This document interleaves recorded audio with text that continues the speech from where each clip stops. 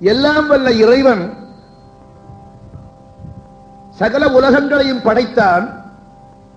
தன்னுடைய சங்கல்பத்தினாலே இந்த உலகத்தனையும் பூவுலகையும் படைத்தார். படைக்கிற போது பாருங்க எப்படி படைச்சான். முன்னாடியே சொல்லி விடுற கதைகளில் வரும் பெயர்களும் சம்பவங்களும் கற்பனையே, யாரையும் குறிப்பிடுவதல்ல. எல்லாம் வல்ல இறைவன் படைப்பு என்ற ஒரு பாலினை கோப்பையிலே வைத்திருந்தான். படைப்பதற்கு முன்னால் அந்த பாலுக்கு பேரு படைத்தல்னு பேர். அந்த கோப்பையிலிருந்து கொஞ்சம் பால் அப்படி கவுத்தான். எல்லா உலகங்களும் தோன்றின, பூ உலகம் உள்பட. இன்னும் கொஞ்சம் கவுத்தான். ஆறு, ஏரி, குளம், குட்டை, சமுத்திரங்கள்லாம் தோன்றின. இன்னும் கொஞ்சம் கவுத்தான். ஆதித்யன், சோமன், அங்காரகன், புதன், பிரகஸ்பதி, சுக்கிரன், சனீஸ்வரன், ராகு, கேது போன்ற கிரகங்களை தோற்றுவித்தார். மறுபடியும் இன்னும் கொஞ்சம் கவிழ்த்தார்.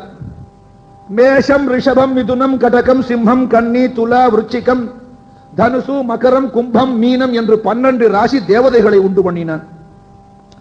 இன்னும் கொஞ்சம் படைக்க துவங்கி அந்த பாலை கவிழ்த்தார். மலர்களை உண்டு பண்ணினான். இன்னும் கொஞ்சம் கவிழ்த்தான். தானியங்கள் எல்லாம் உற்பத்தி ஆயின. இன்னும் கொஞ்சம் கவிழ்த்தான். புல், பூண்டு, பூச்சி, பறவைகள், மிருகங்களை எல்லாம் தோற்றுவித்தார். இன்னும் கொஞ்சம் கவிழ்த்தான். காற்றை தோற்றுவித்தார். இன்னும் கொஞ்சம் கவிழ்த்தான். உப்பை தோற்றுவித்தான். இன்னும் கொஞ்சம் கவிழ்த்தான். உலோகங்களை எல்லாம் உற்பத்தி பண்ணினான். கடைசியில இன்னும் கொஞ்சம் கவிழ்த்தான். மனிதனை உண்டு பண்ணினான். இவைகளை எல்லாம் முதற்கண் தோற்றி வைத்து விட்டு கடைசியில மனிதனை தோற்றுவித்தான். இறைவி பக்கத்திலிருந்து கேட்கிறா, சுவாமி என்னங்க அநியாயம், இந்த பூமியில இந்த மனுஷன் தானே நம்ம பத்தி பாட போறான், இந்த மனுஷன் நம்ம பத்தி பேச போறான், இவனை எல்லாம் முதல்ல படைச்சிருக்கணும், எல்லாத்தையும் படைச்சிட்டு கடைசியில கொண்டு போய் மனுஷனை படைக்கிறே என்ன காரணம்? அடி ஆசடே, இந்த பயலை படைக்கிறதுக்கு முன்னால இவ்வளவு வசதிகளை படைச்சு செல்ஃப் கண்டைன்டு பூலோகம், ஆமா இவ்வளவு வசதிகளையும் படைச்சுதான் இந்த மனுஷனை நான் போய் படைச்சிருக்கேன். அங்க போன உடனே இவன் என்ன பத்தி தான் பேச போறான் நினைச்சியா? தெரு தெருவா ஊர் ஊருவா வம்பு பேசுவாண்டி, சோத தின்னுட்டு தூங்குறதுக்கு நேரம் இல்ல, மொட்டை கட்டாட்சியெல்லாம் எழுதி போடுவாண்டி, வேற வேலையா இல்லை உனக்கு. ஏதோ லட்சத்துல 1 2 என்னை பத்தி சொல்லும், அது என்னைக்கு இருந்தாலும் சொல்ல போகுது. சொல்லிவிட்டு அந்த கோப்பையில கடைசி ஒரு டிராப் பால் ஒட்டிக்கிட்டு இருந்தது படைத்தல்ல, அதையும் கவிழ்க்க போனா உமையவள் போய் கை பிடித்தாள். ஏங்க மனுஷன் இவ்வளவு மோசமா? அப்படின்னா நீங்க எல்லாத்தையும் அவனுக்கு கொடுத்துட்டீங்களே, கடைசி டிராப் அதை நாமே வச்சுக்கோங்க. அந்த கடைசி டிராப் என்ன தெரியுமா? திருப்தி. எல்லாவற்றையும் நமக்கு கொடுத்தான், திருப்தியை மட்டும் தான் வச்சுக்கிட்டான். நமக்கு எவ்வளவு இருக்கட்டும், ஒப்பராட திருப்தியே கிடையாது.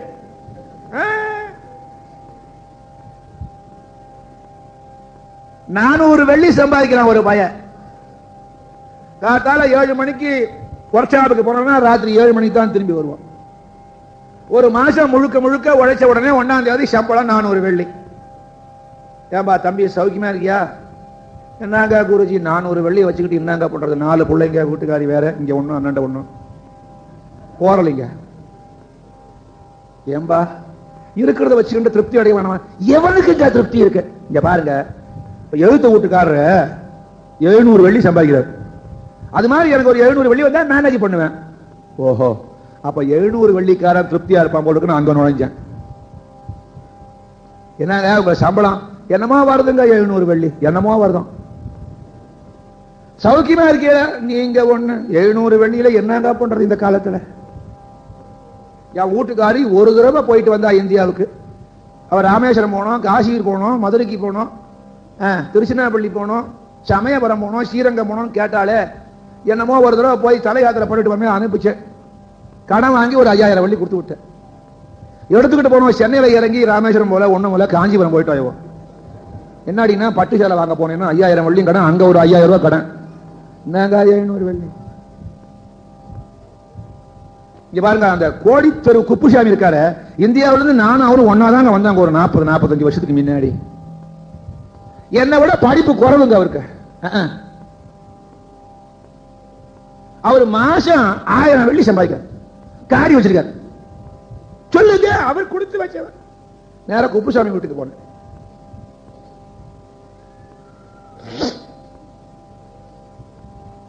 என்னங்க குப்புசாமி, எப்படி இருக்கீங்க? 1000 வெள்ளி சம்பாதிச்சிருக்கீங்க, காடி வச்சுட்டு இருக்கீங்க. நீங்க ஒண்ணு குறிச்சு, இந்த காடி 10 அடி போனா 2 அடி நிக்குது. ஒர்க் ஷாப் அனுப்பிச்சு என் பிராணம் போகுதுங்க. 1000 வெள்ளி வச்சு என்னங்க பண்ண முடியும்? நான் என்ன சுப்பையாவா, வக்கீல் சுப்பையாவா? குறைஞ்சது மாசம் ஒரு 5000-6000 வெள்ளி வருங்க. வக்கீலுங்க. அது மட்டுமா, எம்ஐசியில வந்து பின்னாங்கல சேர்மன் இருந்தா அப்படி இருக்கணுங்க. சரி சுப்பையா என் புள்ள தானே, போய் விசாரிப்பான்னு வீட்டுக்குள்ள நுழைஞ்சேன். சுப்பையா சவிக்குமான்னு கேட்டேன். ஏதோ குருஜி ஆசீர்வாதம். இருக்கேன். அப்போ முழு திருப்தி இல்லை. என்னையா வக்கீல் தொழில் செய்துக்கிட்டு எம்ஐசி சேர்மன், இங்க பாருங்க குருஜி, ஒரு புறா இப்படியே என்ன சொல்லிக்கிட்டு இருக்கு, பெரியவன் வசதின்னு. நான் வர்ற கட்டணம் வெளில போச்சுன்னா எல்லாம் வாடாங்க, ஏதோ இருக்க. நான் யாருக்கிட்டையும் போய் கையை நீட்டல, ஏதோ இருக்காங்க.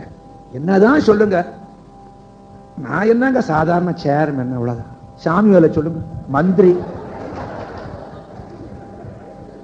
சர்க்கார் நேர போனேன். இப்ப நான் இங்க மலேசியாவுக்கு வர்றதுக்கு மூல காரணமே என் புள்ள சாமி வேலை தான். அங்க போனேன். சாமி வேலை என்ன சமாச்சாரம் பிடிக்குங்க? என்னங்க குருஜி, காலையில இருந்து ராத்திரி நிம்மதியே இல்லைங்க. காசு வருது போறது, என்னங்க பிரயோஜனம்? ஒரு நிம்மதி இல்லைங்க. ஆக உலகத்துல எங்க நுழைஞ்சு பார்த்தாலும் நிம்மதியும் இல்லை, திருப்தியும் இல்லை. ஏனென்றால் இந்த நிம்மதியும் திருப்தியும் ஆண்டவன் தன்னிடத்திலே வைத்துக் கொண்டான்.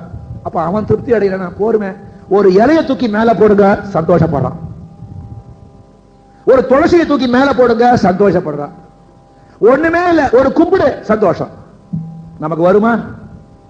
நல்ல பசி, நம்மளை ஒருத்தன் வீட்டுக்கு விருந்துக்கு அழைச்சிருக்கான்.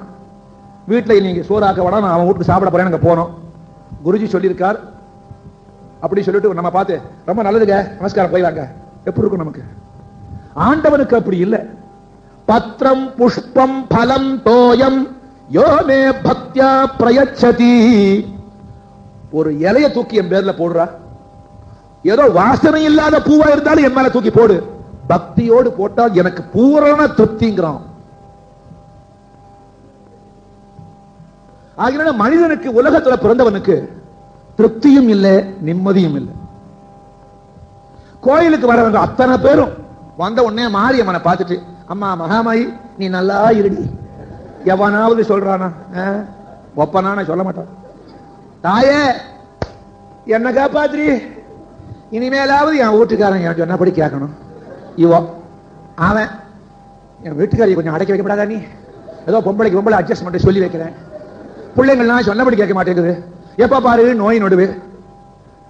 இப்ப இந்த வெல்ஃபேர் டிக்கெட் வாங்கியிருக்கேன் மாயி, மகாமாயி. 26ஆம் தேதி குழுக்கல $1 மில்லியன். நீ எப்படியாவது என் நம்பர் வர்ற மாதிரி செய்துடு, நிச்சயமா உன் கோவிலுக்கு வந்து ஒரு 100 வெள்ளி செலவு பண்ணி அபிஷேகம் பண்றேன். தரித்திர பய இவன் $1 மில்லியன் அவனுக்கு கொடுத்தா, இந்த தரித்திர பய 100 வெள்ளி அவனுக்கு கொடுக்குறானோ. என்ன சமாச்சாரம், என்ன சமாச்சாரம், என்ன தாராளம். ஆக உலகத்துல பொதுவா யாருக்கும் நிம்மதியும் இல்லை, சந்தோஷமும் இல்லை, திருப்தியும் இல்லை. எங்கேயாவது கிடைக்குமா நிம்மதி, எங்கேயாவது திருப்தி கிடைக்குமான்னு மனிதன் அலைந்து கொண்டே இருக்கிறான். ஓடி ஓடி ஏன் அலைகின்றாய், ஒரு நிலை நில்லாது உறுதியும் கொள்ளாது. ஓடி ஓடி ஏன் அலைகின்றாய், ஓடி ஓடி ஏன் அலைகின்றாய், இருவினை வெல்லாது குருவினை கொள்ளாது. ஓடி ஓடி ஏன் அலைகின்றாய், அலைஞ்சுக்கிட்டே இருக்கும் நிம்மதி. ஆக இந்த உலகத்தில் நமக்கு இந்த கஷ்டங்கள் ஏன் வந்தது தெரியுமா? பிறந்ததினால் வந்தது. பிறவாமல் இருந்திருந்தால் வராது.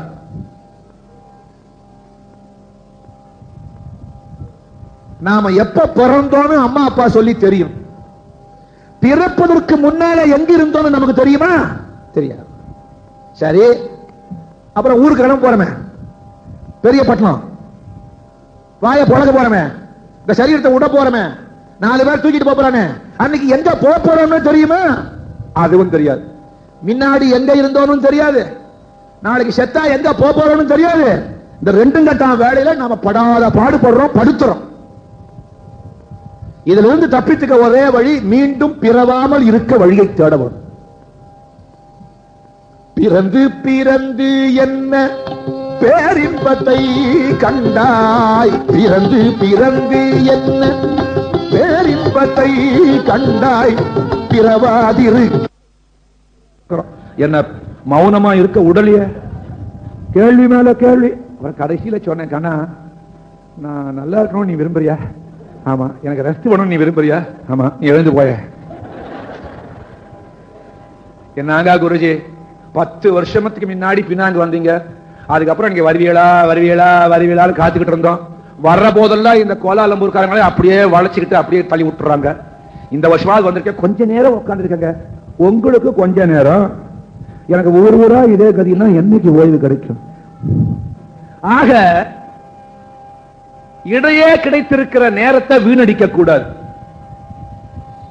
எவ்வளவு நாம உயிரோடு இருப்போம் நமக்கு தெரியாது. இருக்கிற வரையில் நல்லதையே பேசணும், இருக்கிறவது நல்லதையே நினைக்கணும், இருக்கிறவது நல்லவங்களோடவே பழகணும், நல்லதையே சொல்லணும், நல்லதையே செய்யணும். நல்லது செய்தவன், நல்லதை பார்த்தவன், நல்லதை கெட்டவன், நல்லதை எண்ணியவன் கெட்டதாக சரித்திரம் கிடையாது. அப்படி இருந்தா தான் இப்பிறவி பயனை நாம் அடைய முடியும். உலகத்துல நம்ம கெடுக்கிறதுக்கு எவ்வளவோ இருக்கு. அதுவும் இந்த காலத்து பிள்ளைங்களை பத்தி சொல்ல வேண்டாம். நல்ல பிள்ளைங்க சத்தியமா சொல்ல, இதெல்லாம் ஏற்கனவே முற்பிறவியில மேதாவியா இருந்து பெரிய புத்திசாலியா இருந்து விட்ட குறை தொட்ட குறை இப்ப வந்து பிறக்குது. அவன் கேட்கிற கேள்விக்கு நம்மால பதிலே சொல்ல முடியாது. ஒரு பையன் அவன் அப்பா கிட்ட போனான்.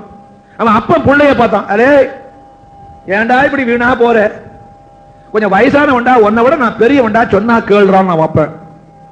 இது பழைய காலத்து மேதாவி, முற்பிறவியில மேதாவி பதில் சொல்றான் அந்த பையன். ஏன்பா நிஜமா சொல்லு, நீ என்னை விட பெரியவனா? பையன் கேட்கறான் அப்பனை பார்த்து. ஆமாண்டா, உனக்கு என்ன வயசு? இப்போ எனக்கு 70 வயசா? எப்போ உனக்கு 70? ஆண்டவன் 100 வயசு இருப்பான்னு சொன்னாராம். ஒருவேளை நீ 100 வயசு இருக்க வச்சுக்க, இன்னும் 30 வருஷத்துல நீ கோவிந்தா. எனக்கு இப்பதான் 20 வயசு, இன்னும் 80 வருஷம் நான் இருப்பேன். சொல்லு, நீ பெரியவனா நான் பெரியவன்? பிள்ளைகள்லாம் அதி புத்திசாலிங்க, நல்ல பிள்ளைங்க. அதுகளை அப்படி பங்கீடு பண்ணி தட்டி கொடுத்து விட்டுட்டா ஓஹோ ஓஹோன்னு ஆயிடும் அதுடைய வாழ்க்கை. அதுவும் இந்த ட்ரக்ஸ் இருக்கு பாருங்க, போதை பொருள்கள். இந்த பிள்ளைகளுக்கு தெரியல, கேப்பார் வார்த்தையை கேட்டுக்கிட்டு சொல்வார் வார்த்தையை கேட்டுக்கிட்டு அறியாமையினால அதை சாப்பிடுறான். அப்புறம் அதுக்கு அடிமையாயிரம் நிறுத்த முடியல. கடைசியில உடல்ல வியாதி, உள்ளத்துல வியாதி, திண்டாடுறான். தேவையா இது? ஆண்டவரை நினைச்சு அந்த போதையில இருக்க பழகணும். ஆக இந்த உலகத்திலிருந்து, உலகத்தில் பிறந்தா ஏதோ ஒரு விதமான கஷ்டம். நான் இந்த நாட்டு அரசாங்கத்தை பாராட்டுவேன், உங்களை பாராட்டுவதோடு சேர்த்து. ஏன்னா அந்தந்த மதத்தவர்கள் அந்தந்த மதத்தினை பின்பற்றுவதற்கு அவர்கள் வழிவகுத்து கொடுத்திருக்கிறார்கள். அதே மாதிரி நம்ம சமயம் எங்கு பார்த்தாலும் இங்கு பரவிக்கொண்டு தன்னுடைய சேவையை செவனே செய்து கொண்டு வருகிறது.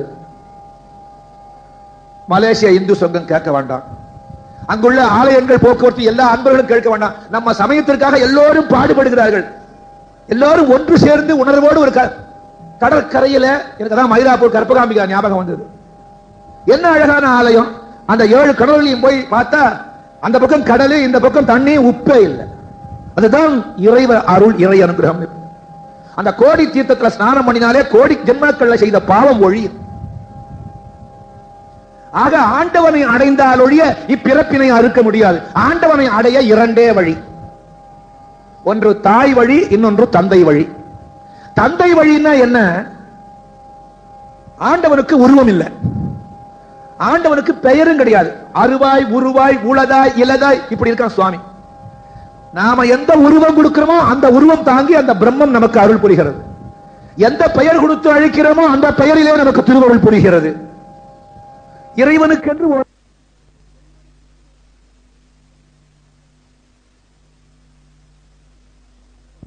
அடையிறதுக்கு தந்தை வழி, அது கொஞ்சம் கஷ்டம். உருவம் இல்லாத அந்த பரம்பொருள் அறிவின் வடிவமாக இருக்கிறது, பேர் அறிவின் வடிவமாக இருக்கிறது. அறிவின் வடிவமாக இருக்கிற அந்த இறையினை அறிவினாலே அறிந்து கொள்ள வேணும். ரொம்ப கஷ்டம் அந்த வழி. ஆனா அதை அறிந்தால்தான் அந்த சிவோகம் என்கிற தத்துவம் விளங்கும். அதை அடையறதுக்கு சுலபமான வழி தாய் வழி. தந்தை வழி என்று உண்டு, தாய் வழி உண்டு. இந்த ரெண்டு வழிதான் ஆண்டவன் அடைய. தாய் வழி என்ன? கோவில் கட்டுவது, குளங்கள் வெட்டுவது, விக்கிரகங்கள் சமைப்பது, கும்பாபிஷேகம் நடத்துவது, அர்ச்சனை செய்வது, அபிஷேகம் செய்வது, அலங்காரம் செய்வது, தூப தீபாராதனைகள் செய்வது, பஜனை செய்வது, ஓதுவது, இது மாதிரி வெளிப்படையாக செய்கிறோமே, இவைகள் எல்லாம் தாய் வழி. தாய் வழியாக போனா நாளடைவிலே மனம் ஒருநிலைப்படும். ஒருநிலைப்பட்ட பிறகுதான் தந்தை வழி பலிக்கும்.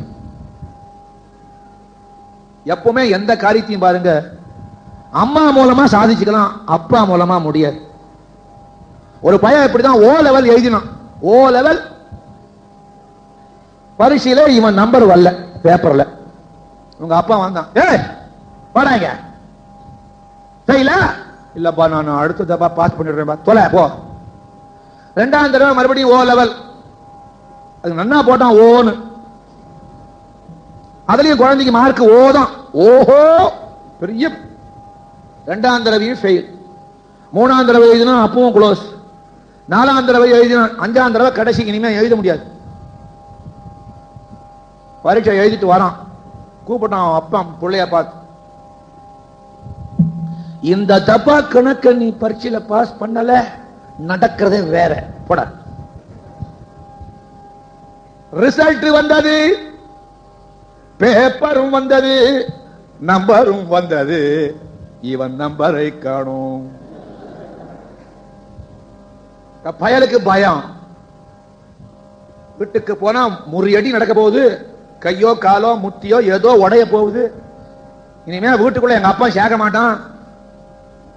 இருந்தாலும் எங்க அம்மா கிட்ட எப்படியாவது தாஜா பண்ணி அப்பாவை சரி கட்டலான்னு வரோம். இந்த பையன் இருக்கான யார், இவனை பெத்தவன். புள்ள புத்தி அவன் அப்புறம் இருக்காதா, இவனுக்கு முன்னாடி பிறந்தவனாச்சு. அவன் வாசல்லையே உட்கார்ந்துக்க, ஒரு கையை வச்சுக்கிட்டு தூரத்தே பார்த்தான். இங்கிருந்தே கத்தி போடா, உள்ள கால வச்சா முட்டிய முடிச்சிருவான் பாடுவா போடா. நீ இனிமே என் பிள்ளையில நான் தொப்பனம் இல்லை போ. அப்போ அப்போ அப்போ அப்போ தொப்ப போடா. சமய கட்டில இவங்க அம்மா வேலை பண்ணிட்டு இருந்தா. இவன் கத்துறான் வாசல், இவன் வீட்டுக்காரன் வீடு கரண்டி தோசை வாத்துக்கிட்டு இருக்கா. அந்த கரண்டியோட வெளியில வந்தா. என்ன அங்க நடு ரோட்ட ரெண்டு கத்துறீங்க, கத்துற பெத்திருக்கியே ஒண்ணு, ஏன் நான் மட்டும்தான் பெத்தேன? இந்த தடவை ஃபெயில்டு. இனிமே அவன் வீட்டுக்குள்ள வந்தான், அவனுக்கு சோறுகிற போட்ட ஒன்ன கொண்டு விடுவான். தெரியல, கெட்டிக்காரி அந்த அம்மா. இவன் இவ்வளவு கத்துறான், பயப்படல, பழக்கம். கிட்ட வந்தா, ஏங்க அவனாவது ஓ லெவல் போயிட்டு ஃபெயில் ஆயிட்டான், நீங்க சத்தம் போடி போடா உள்ளன்ட்டான். ஏன்னா இவன் ஓ லெவலுக்கே போல, அவனாவது ஓ லெவல் வரையில் போய் ஃபெயில் ஆனா, நீங்க மெயின் சுவிட்ச் ஆஃப் பண்ண உடனே குழந்தை சாதுவாயிட்டோம். அப்படியே குடும்பத்தை குட்டிச்சவர போடா போகல போ. அம்மா கொட்டுறா, கொட்டிக்க போ. அப்ப எந்த கோபம் தகப்பனுக்கு வந்தாலும் இந்த தாயினுடைய கருணை இருக்க. அதனால்தான் எங்க ஊர்ல ஓட்டு வாங்குற தாய் குலமே சொல்லிதானே வாங்கலாம், தகப்பன் குலமே விழாத ஓட்டு. அப்படியே ஏமாத்தி ஏமாத்தி ஒரு பொது மேடையில பாசவங்க தாய்மார்களே பெரியோர்களே அப்படித்தான் ஆரம்பிக்கிறாங்க. இங்கிலீஷ்ல லேடிஸ் அண்ட் ஜென்டில்மேன், முதல்ல லேடிஸ் தான். ஏன்? அவளுள் அவன் உண்டு, அவனுள் அவள் இல்லை. விளங்குதா?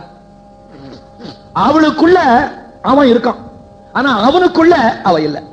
அது என்னங்க குருஜி? ஆங்கிலத்துல அவள் என்பதற்கு she, S H E she. அவனுக்கு ஹெச் இ ஹி. இந்த ஷீல பாருங்க, எஸ் எடுத்துட்டா ஹெச் இ இருக்கு, ஆனா ஹீல ஷி கிடையாது. அதனால்தான் அவளுள் அவன் உண்டு. என்னைக்கு அங்க அடக்கம். அவனுள் அவள் இல்லை. ஆக தாய் வழியா போனா எக்காரியத்தையும் சுலபமாக சாதிக்கலாம் என்று சொல்லிதான் இந்த தந்தை வழியை அடைவதற்கு இறைவனே உண்டு பண்ணினான் தாய் வழி. அம்பிகையை வழிபடுவது, முருகனை வழிபடுவது, ராமனை வழிபடுவது, கிருஷ்ணனை வழிபடுவது, சிவனை வழிபடு, எத்தனை வழிபாடுகளும் தாய் வழியைச் சேர்ந்தவைகள்.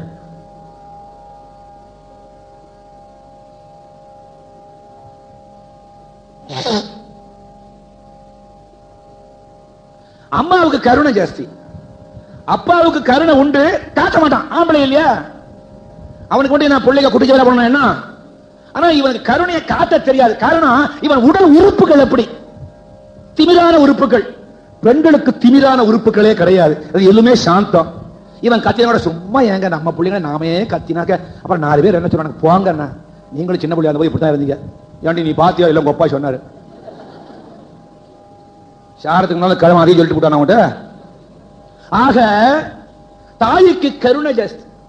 தாய் வழியாக வழிபட்டு இறைவனுடைய அருளை பெற வேண்டும். முருகப்பெருமான்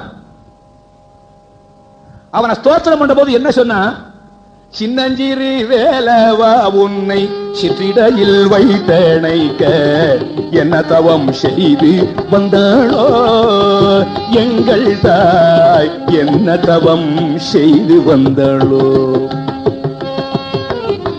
சின்னஞ்சிறு வேலவா உன்னை சிற்றிடையில் வைத்தணைக்க என்ன தவம் செய்து வந்தாளோ எங்கள் தாயாய், என்ன தவம் செய்து வந்தாளோ.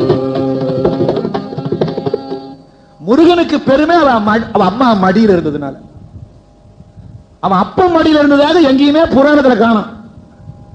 அம்மா தான். இந்த அம்மா மாதிரி ஒரு தியாகம் பண்றவா உலகத்துல கிடையாது. ஸ்திரீகள் மாதிரி பெண்கள் மாதிரி தியாக சிந்தனை உடையவர்கள் கிடையாது. அதனால தான் பாருங்க, இன்னைக்கும் ஏதாவது வீட்டில் ஒரு விசேஷம் அப்படின்னு ஐயர் வந்து எல்லாம் பண்ணி வைப்பாரு. நீங்க கையை அப்படி வைங்க, இந்த அக்ஷயை கொடுத்து இந்தா நான் அப்படிங்க இடத்துல வச்சுக்க, வாழ்க்கை முழுங்க, இந்த வாழ்க்கை வச்சுங்க, நான் சொல்ற மந்திரத்தை கேளுங்க. மம பாக்த சமஸ்த துரித தைத்வார பரமேஸ்வர ஆக்ஞா பரமேஸ்வர பிரீத்தர்த்தம் மம தர்மபத்னியாக சொல்லுவார். இந்த அம்மாவுக்கு பேர் என்ன தெரியுமா? தர்ம பத்னின்னு பேர். எங்கயாவது தர்ம புருஷன் இருக்கா பாத்தியல? எவனாவது சொல்றானா அவர் தர்ம புருஷன்? வீட்டுக்காரிக்கு பேரு தர்ம பத்னி. ஏன்? இந்த தர்மம் அங்கதான் அதிகமா இருக்கு. இவன் 5 வெள்ளி கொடுக்கணும்னு உள்ள போவான். அந்த அம்மா இருந்துட்டா வீட்டுல, என்னங்க அவ்வளவு தூரம் வந்திருக்காரு, 5 வெள்ளி கொடுக்குறீங்க, 50 வெள்ளி கொடுங்க. இந்த பெண்களுக்கு தர்ம சிந்தனை ஜாஸ்தி. கொடுப்பதிலே பெண். கோவிலுக்கு போற போது வாசல்ல துலுக்க சாமந்தி மாலை விற்பான். மாரியம்மன் கோவில் வாசல்ல அது 1 வெள்ளி போட்டிருக்கும். பக்கத்திலேயே மல்லி மாலை 4 வெள்ளி. இவன் நேர துலுக்க சாமந்தி வாங்க போவான். என்னங்க அடி அம்பாளுக்கு சிவப்புன்னா பிடிக்கண்டி, சிவப்பா இருந்தாலும் நம்ம உள்ள வெள்ளை மல்லி வாங்குங்க, 4 வெள்ளி. யாரு கொடுக்கீங்க? அம்பாளுக்கு தான் கொடுக்கீங்க. நீங்க என்ன வரச்ச கொண்டு வந்தீங்களா? வாங்குங்க. என்ன கொடுப்பதிலே தாராளமுடையவர்கள் பெண்கள். இவன் 1 வெள்ளினா அவன் 100 வெள்ளி கொடுப்பான். இவன் ஒரு தடவை செய்த தியாகம் அது மட்டுமா? எப்படி தியாகம் பண்றான்? இவள் கருவுற்ற உடனே 3 மாசம் ஆன உடனே வாந்தி எடுப்பா, குடமா வாந்தி எடுப்பா. அப்படியே இடுப்புல விலா எலும்பெல்லாம் வலிக்கும். ஏங்க குருஜி உங்களுக்கு இது எப்படி தெரியும்? ஒரு பிறவில நானும் பெண்ணாக இருந்தவன் ஞாபகம் இருக்கு, உங்களுக்கு கிடையாது. குரு அருளினால எனக்கு ஞாபகம் உண்டு. நானும் நிறைய குழந்தைகள் பெத்த வந்தான். விலா எலும்பு வலிக்கும், மூச்சு மட்டும் அப்படியே சோர்வுற்று படுத்து விடுவா. இவ படுத்த நேரம் பார்த்து வீட்டுக்காரன் வருவான். இந்த வரேங்க, உடனே எழுந்து போய் அந்த சோர்வோட சோர்வா காப்பி கேப்பி போட்டு, காப்பி சாப்பிடுங்க, சோறாக்கி வச்சிருக்கேன், வாங்க உட்காருங்க. இவனுக்கு ஒரு தலைவலி வரட்டும். இந்த ஆம்பளைக்கு, இங்க உள்ள ஆம்பளை எல்லாம் கோச்சிக்காதீங்க, ஏன்னா சொல்றவனே ஆம்பளை தான், நான் நம்மளை பத்தி தானே சொல்லணும். இந்த ஆம்பளைகளுக்கு ஒரு தலைவலி வரட்டும், போய் படுத்துருவான். இருப்பா துணி கொஞ்சம் கட்டிட்டு விரட்டுவான் அவளை. அவள் ஒண்ணு இவன் வீட்டுக்கு சும்மா வரல. 75 பவுனு கையில 1.5 லட்சம் வெள்ளி வாங்கியிருக்கான். மாமனார் ஸ்கூட்டர் வாங்கி கொடுத்திருக்காரு, வைர மோதிரம் இத்தனையும் கொடுத்து அந்த பொண்ணு இங்க மாடா உழைக்குது. உதைக்கணும் இவனுங்களை. பாவம் தியாகம் பண்றதுகள் விரட்டுவான். ஏண்டே ஒரு வீட்டுக்கார ஒரு புருஷன் தலைவலியா படுத்திருக்கான்னு கொஞ்சமாவது உனக்கு இருக்கா? டைகர் பாம்பு எடுத்துட்டு வா. டைகர் மாதிரி விழுவான். அவள் அங்கிருந்து இந்தாங்க, ஏன் காய்ச்சி விட்டா நான் குறைஞ்சு கொடுவியோ காயன் சார் தாங்க பாவத்தை பொறுமையா முட்டியெல்லாம் வலி கொண்டு புடிச்சு விடு. அவ டைபாய்ட்லயே படுத்துக்கிட்டான். இந்த பையன் ஏன்னு கேட்க மாட்டான். பாரு உடம்பு பாத்துக்க, டாக்டர் கொடுத்த மட்டும் சாப்பிட சொல்லிட்டு போடுவாங்க. இவனுக்கு ஒரு தலைவலி வந்தா அவ கிட்டே இருக்கணும், தேய்ச்சி உண்ணும், புடிச்சு உண்ணும். அவளுக்கு டைபாய்டே வரட்டும், உடம்பு பார்த்துக்க போடுவாங்க. அதுதான் தாயினுடைய அந்த ஸ்திரீகளுடைய தியாகம்.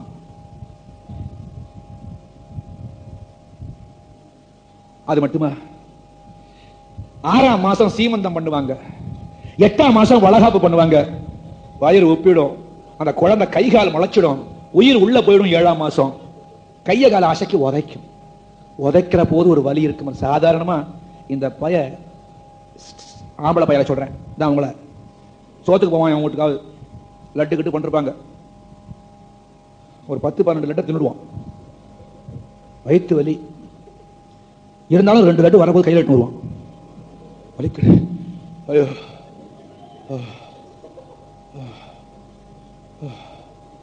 அவங்க அப்பா ஏன்டா மூச்சு விடுற, அவங்க வீட்டில் லட்டு கொண்டுட்டாங்கள, ரொம்ப நல்லா இருந்தப்பா, கண்ணாம்னான்னு ஒரு 10-15 தின்னுவிட்டேன். டேய் ஒரே ஒரு வழி சொல்கிறேன் கேளு, இந்த 2 விரலை வாய்க்குள்ளே விட்டு இப்படி ஆட்டு, வாந்தி வரும், எல்லாம் போயிடும், நீ சும்மா இருப்பா. அந்த விரலோட இடம் இருந்ததுன்னா அங்கே 2 லட்டு போட்டிருப்பேன் நான். கண்ணா அப்படின்னா சொல்லிட்டு வயிற்று வலி பொறுக்க முடியல. இந்த வலி சாதாரண வலி, மருந்து போட்டா குணமாயிடும். அந்த குழந்தை உள்ள உதைக்கிற போது ஒரு வலி ஏற்படும், அவள் துடிச்சு போயிடுவா. அந்த துடிப்பிலே ஒரு இன்பம் காணுவாள். என்னங்க என்னடி வயிற்று வலின்னு சொல்ல மாட்டாள, என் புள்ள உதைக்கிறாருங்க உள்ள. நாம உள்ள இருக்கிற போதே அம்மாவை உதைக்க பழகிக்கிறோம். தொட்டில் பழக்கம் சுடுகாடு மட்டும் இல்ல, கருப்பழக்கம் காடு மட்டும். உள்ளேயே அவளை உதைக்கிறதுக்கு பழகிக்கிறோம். வெளில வந்து எத்தனை பிள்ளைங்க தாயை மதிக்காம உதைக்குது. ரொம்ப தப்பு, ரொம்ப தப்பு. தாய்க்கு மிஞ்சின தெய்வம் கிடையாது ஐயா உலகத்துல. தாய் சொன்னபடி கேட்கணும். அவ இந்த பிள்ளைகள் நன்னா இருக்கணும்னு சொல்லுவளே தவிர கெட்டு போகணும்னு சொல்லுவளா?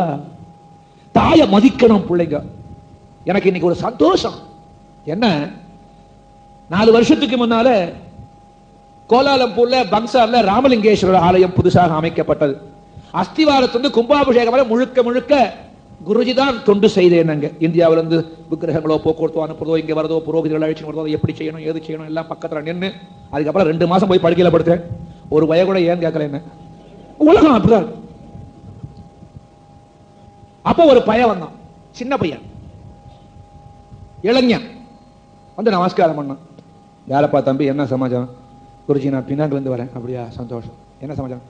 நான் ரொம்ப கெட்ட பழக்கங்கள்லாம் என்கிட்ட இருக்கு குருஜி, ரொம்ப கெட்ட பழக்கங்கள்லாம் இருக்கு. நான் வீட்டில் எங்கள் அப்பா அம்மா சொன்னபடிலாம் கேட்கறது இல்லை.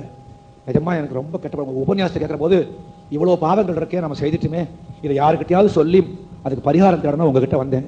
எனக்கு ரொம்ப சந்தோஷம். ஒரு இளைஞனுக்கு அப்படி தோன்றதுன்னா வருங்காலம் சத்தியமாக நன்றாக இருக்கும். அவனுக்கு புத்திமதி சொல்லி விட்டேன். அது எனக்கு மறந்து போச்சு. இன்னைக்கு புறப்பட போது ஒரு அம்மா வந்தா கும்பிட்டா, குருஜி நீங்க எனக்கு தெய்வம் மாதிரி. என்னம்மா, என் புள்ள ரொம்ப மோசம், சொன்ன வாட்டி கேட்க மாட்டான், அப்படி இப்படி ஏதாவது கேட்டா சண்டை தான், வீட்டுல விட்ட ஓடி விட்டான். கோலாலம்பூர்ல உங்க லெக்சரை கேட்டுவிட்டு நீங்க சொன்னீங்க, அன்னையிலிருந்து எனக்கு சத்புத், எனக்கு ஒரே பிள்ளைங்க அவன், எனக்கு மொத்தம் 9 டிக்கெட் பிறந்தது. கடைசி பையன் இவன், பாக்கி எல்லாம் பொண்ணு, இது ஒண்ணுதான் ஆம்பளை பையன். ரொம்ப என்ன மரியாதை, என்ன வசதி. நீங்க தான் குருஜி அவனை ஒரு மனிதனாக்கிருக்கீங்க. என் மனசு திருப்தி அடைஞ்ச. தவறு பண்றது எல்லோருக்கும் சகஜம். தான் பண்ணின தவறை உணர்ந்து திருத்தி கொண்டு விட்டால் அவன் தான் மனிதன். அந்த பையன் ஒரு மனிதனாக ஆகிவிட்டான். சத்தியமா சொல்றேன், அவன் வருங்காலத்தில் ரொம்ப நல்லா இருப்பான். நீ ஏன் உட்காந்துருப்பான்னு நினைக்கிறேன். தாய் முக்கியம். தவறி கூட தாயினிடத்திலே குற்றம் காணக்கூடாது. 10 மாசம் பெத்து சுமந்து, அதுவும் அந்த பிரசவ நேரம் வரும், துடிப்பையா, மூச்சு விட முடியாது, சாப்பாடு இறங்காது, ஆச்சு இன்னும் ஒரு 5 மணி நேரம் 6 மணி நேரத்தில் குழந்தை வெளியில வரப்போகுது, டெலிவரி ஆக போகுது, துடிப்போ. அந்த நேரம் பார்த்துங்கோ, எல்லா நேரம் வீட்டில் இருப்பான் அந்த பையன். அன்னைக்கு இவன் சினிமாவுக்கு போடுவான். அக்கம் பக்கத்து விட்டு வந்து, ஏமா ரொம்ப முடியலைங்க, அநேகமா நேரம் வந்துருதுன்னு நினைக்கிறேன், எனக்கு பிள்ளையோ பொண்ணோ ஏதோ நல்லபடிக்கு வந்தா சரி, ஆஸ்பத்திரி தூக்கி போவா. அந்த கட்டில போட்டு அந்த பின்பக்கம் அந்த கட்டில் அப்படி பிடிச்சி கட்டி போடுவாங்க, காலை 2 பேரும் பிடிச்சிக்குவான், துடிப்பா கத்துவா. ஏங்க குருஜி உங்களுக்கு எப்படி தெரியும்? நான் தான் சொல்லிட்டேன், ஏற்கனவே எனக்கு அனுபவம் உண்டு எத்தனையோ பிறவிகளுக்கு முன்னாலே. சும்மா சும்மா கேட்காதீங்க. குழந்தை வர்ற போது எட்டி உதைச்ச குழந்தை முதல்ல தலையை நீட்டும் வெளியில, உலகம் எப்படி இருக்குன்னு பார்க்க. வெள்ள வந்து விழும். அப்புறம் அதை தூக்கி நமக்கெல்லாம் அந்த பிறந்த குழந்தைய நீங்க பாருங்க, அருவருப்பா இருக்கும். பெத்தவனையே பார்க்க மாட்டான். ஆஸ்பத்திரியில குழந்தை பிறக்கிற போது அவன் இருக்க மாட்டான். பிறந்த உடனே சொல்லி அனுப்பி வரேன். ஏன்னா அது பிறந்த உடனே உடம்பு பூரா ஒரு விதமான சளி சுத்திட்டு இருக்கும். பார்த்தாலே அப்புறம் ஒரு வாரம் 10 நாளைக்கு சோறு இறங்காது. அவ்வளவு அசிங்கமா இருக்கும். ஆனா பெத்தவள் அதை அப்படியே எடுத்து தன் தலப்புனால துடைப்பலாம், கொஞ்சுவலாம். அவ்வளவு ஆசை.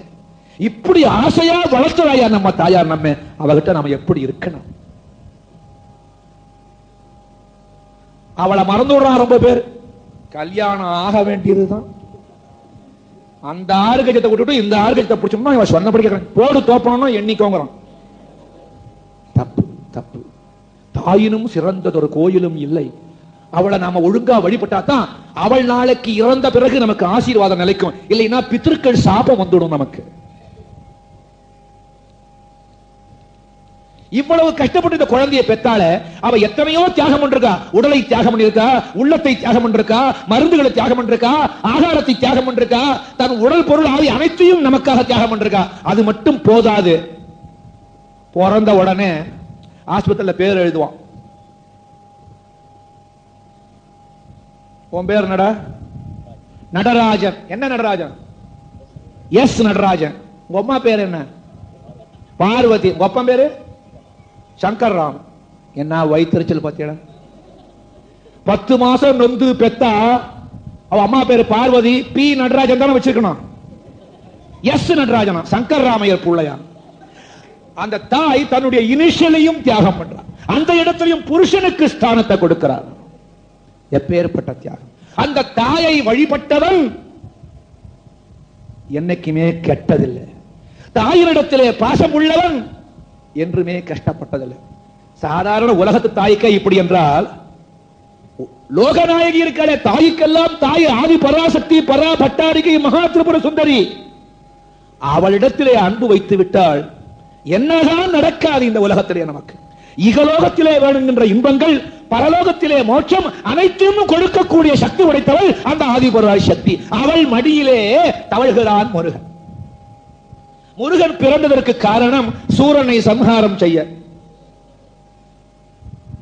இந்த சூரன் வரம் பெற்றான். சாகா வரம் கேட்டான், கொடுக்க முடியாது. என்றாவது ஒரு நாள் மடிந்தாக வேணும். முடியாதப்பா. சரி, இந்த உலகத்தில் எதனாலையும் எனக்கு ஆபத்து வரக்கூடாது தந்தே. பெண்ணுக்கு பிறந்தவனால எனக்கு ஆபத்து வரக்கூடாது.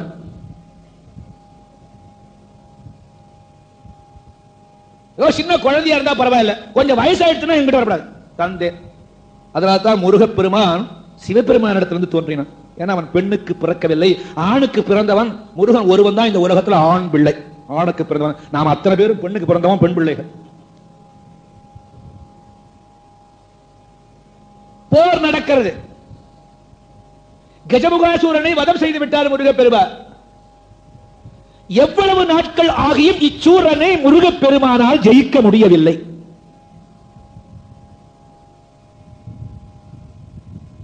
எத்தனை அஸ்திரங்கள், எத்தனை சஸ்திரங்கள் போட்டாலும் சூரனை ஜெயிக்கவே முடியல முருகனால.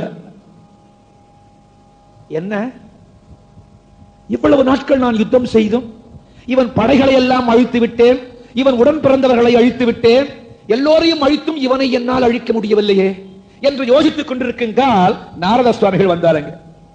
வால்மீகி ராமாயணத்தில் ஸ்காந்தம் என்னும்படியான ஒரு இடம். விஸ்வாமித்திரர் கங்கக்கரையில ராமனுக்கு முருகனுடைய அவதாரத்தின் பெருமையை சொல்லுகின்ற கட்டம் இது. அதைத்தான் பிற்காலத்திலே தமிழில் எழுதி கண்டபுரம். வால்மீகி ராமாயணத்தில் ஸ்காந்தம் என்னும்படியான ஒரு இடம். விஸ்வாமித்திரர் கங்கக்கரையில ராமனுக்கு முருகனுடைய அவதாரத்தின் பெருமையை சொல்லுகின்ற கட்டம் இது. அதைத்தான் பிற்காலத்திலே தமிழில் எழுதி கண்டபுராணம் என்று வந்தது. முதலிலே எழுதியவர் வால்மீகி, ஸ்காந்தம் என்று பெயர். நாரத சுவாமிகள் பார்த்தவுடனே, முருகா என்ன உனக்கு கவலை? கவலை இல்லை. சூரனோடு தாரகாசுரனோடு யுத்தம் செய்கிற பொழுது எனக்கு ஒரு விளையாட்டாக இருக்கிறது. இருந்தாலும் எத்தனை அஸ்திரங்கள் சஸ்திரங்கள் கொடுத்தாலும் அவன் தோற்பதாக தெரியவில்லையே. ஐயனே, நீ தனித்திருந்து போராடுகிறாய். நீ சிவத்திலிருந்து தோன்றியவன். சிவம் தனியாக நின்றால் எதையும் சாதிக்க முடியாது. சக்தி உடன் இருக்க வேண்டும். எப்பொழுது தக்ஷ மகாராஜனுக்கு பெண்ணாக பிறந்த தாக்ஷாயணி பரமேஸ்வரனை பிரிந்ததினாலே சிவம் தனியாக தவம் இருக்க, பிறகு பர்வதராஜனுக்கு மகளாக பிறந்து பார்வதியாக வந்து திருமணம் செய்து கொண்டு மன்மத சம்ஹாரம் நடந்தபோது நீ பிறந்தாய். ஆகையால் முருகா, சக்தி உனக்கு தேவை என்று சொன்ன உடனே திரும்பினான் சுவாமி. திருக்கைலாயம் ஓடினான். உமையவளை கண்டு வணங்கினான். அம்மா, சக்தி வேண்டும் என்ற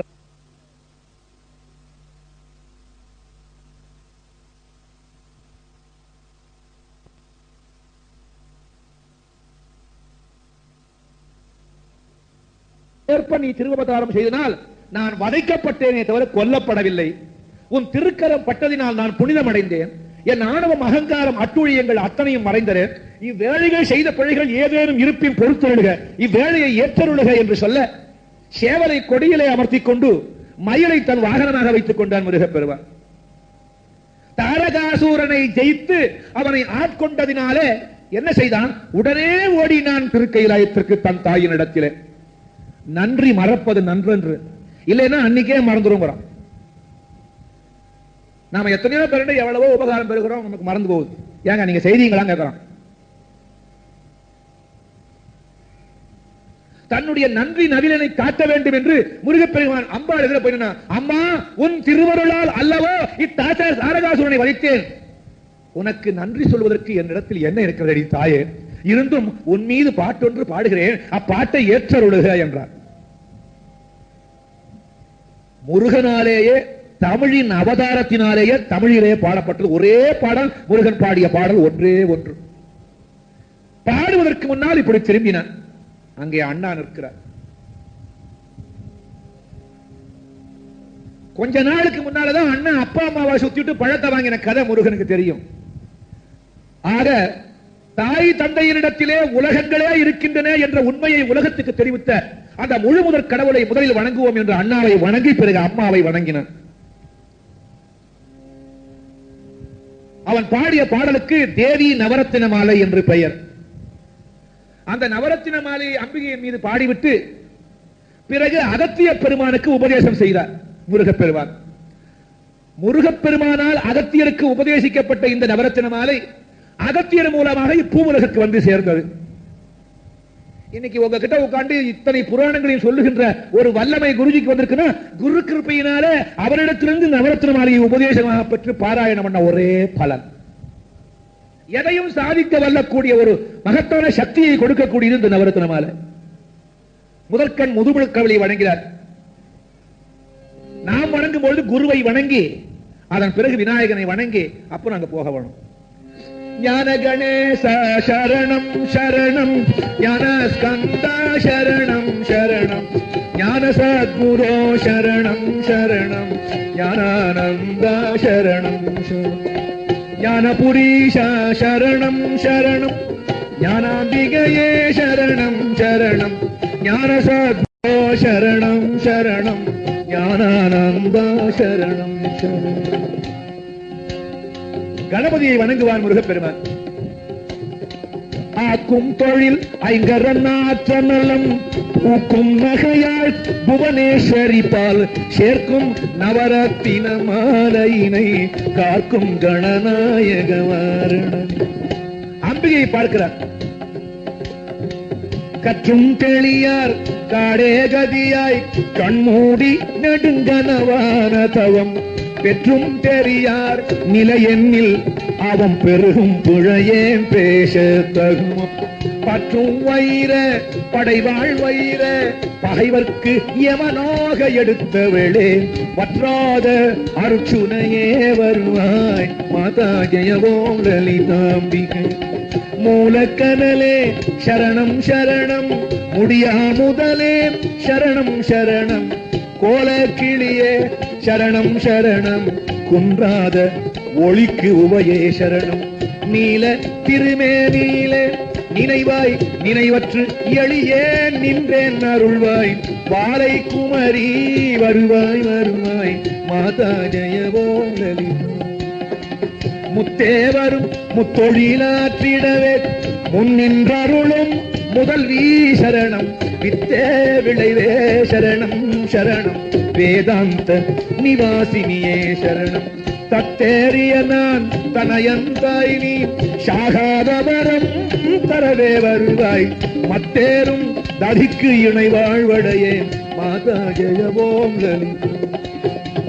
அந்திமயங்கிய வானவிதானம் அன்னை நடம் செய்யும் ஆனந்த மேடை, சிந்தை நிறம் பவளம் பொழிப்பாரோர் தேம்பொழிலா மீது செய்தவள் யாரோ.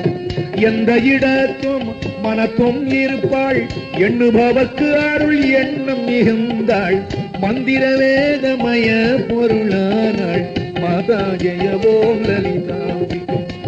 காண கிடையா கதியானவளே, கருத கிடையா கலையானவளே, பூண கிடையா பொலிவானவளே, புனைய கிடையா புதுமைத்தவளே, நாணி திருநாமமும் நின் துதியும் நவிலாதவரை நாடாதவளே, மாணிக்க ஒளிக்கதிரே வருவாய், மாதா ஜெயவோ லலிதா.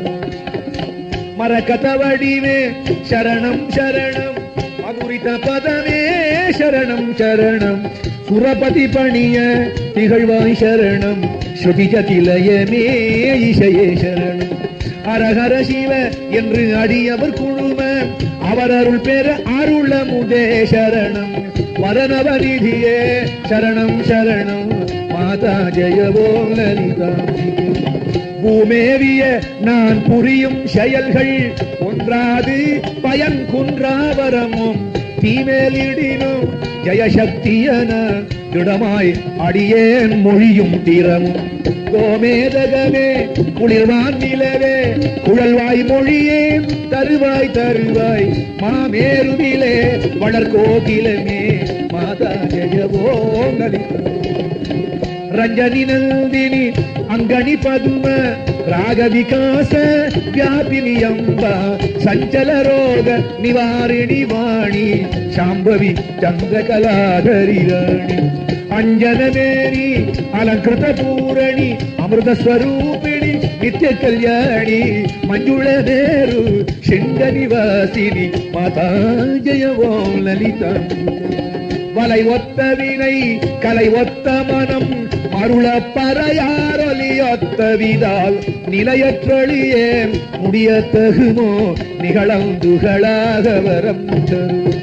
அலைவற்ற செய்வற்று அனுபூதி பெறும் அடியார் முடிவாள் வைடூரியனி, மலைய துவசல் மகளே வருவாய், மாதா ஜெயவோ லலிதா.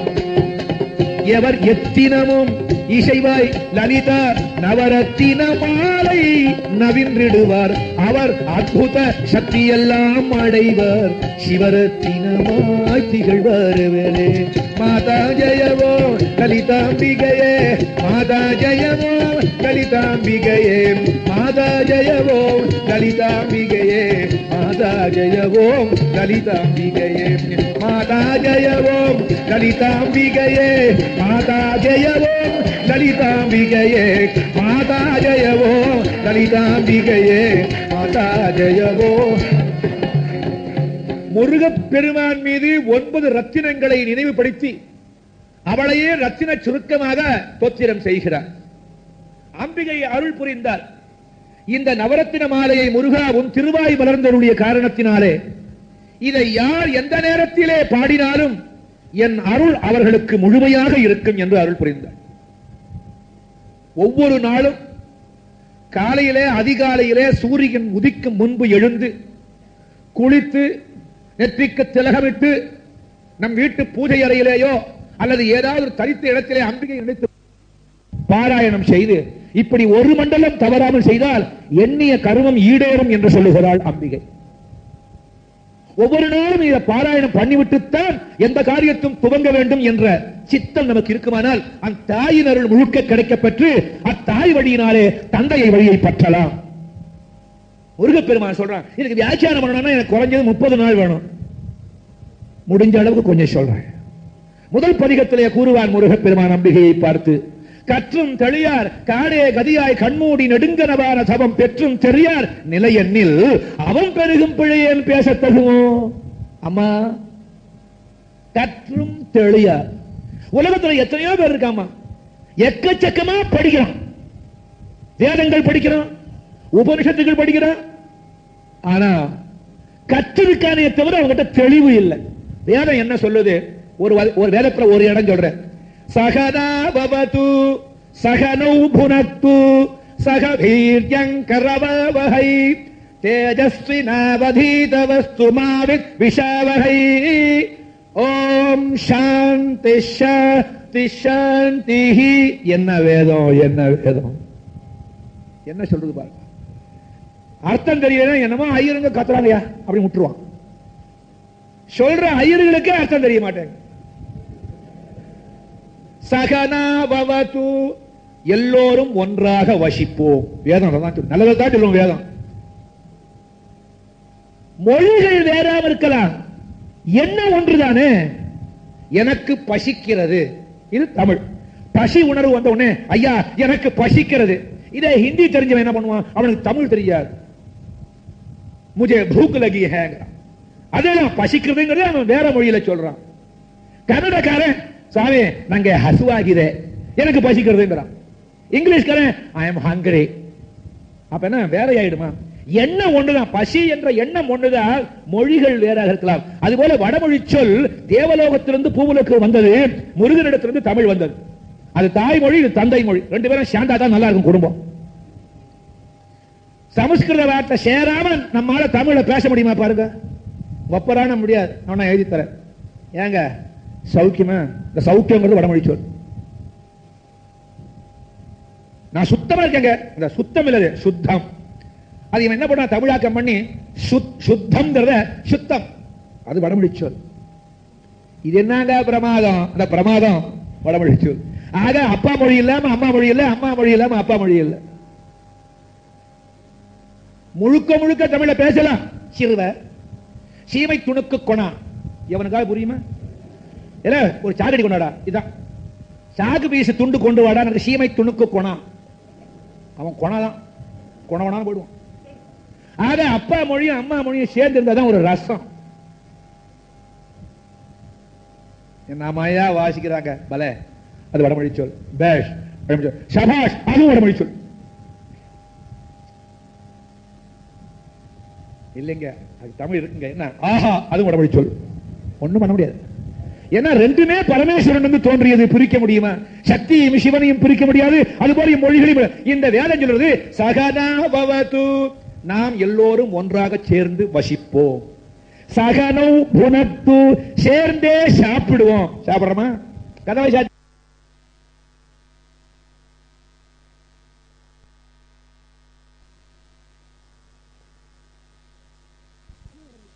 அது வடமொழி சொல்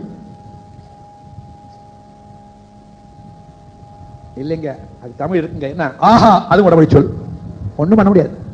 ஏன்னா ரெண்டுமே பரமேஸ்வரன் வந்து தோன்றியது, பிரிக்க முடியுமா?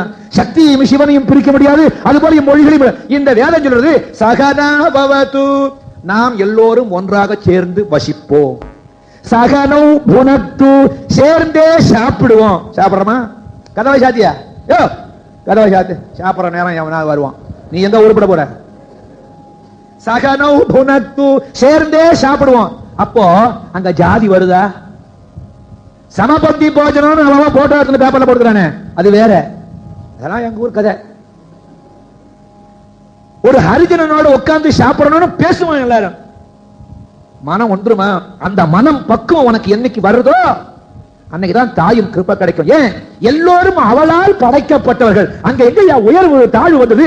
ஏழை எங்க வந்தான், பணக்காரன் எங்க வந்தான்? ஏழை தனவான் என்றே இறைவன் ஏட்டினில் ஒரு போதும் எழுதவில்லை.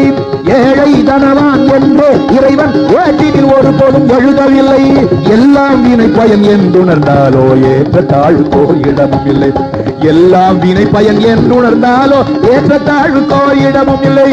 ஓடி ஓடியே நலைகின்ற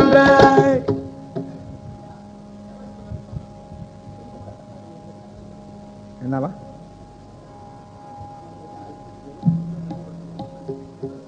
அது இன்னொரு நாள் சொல்றேன்.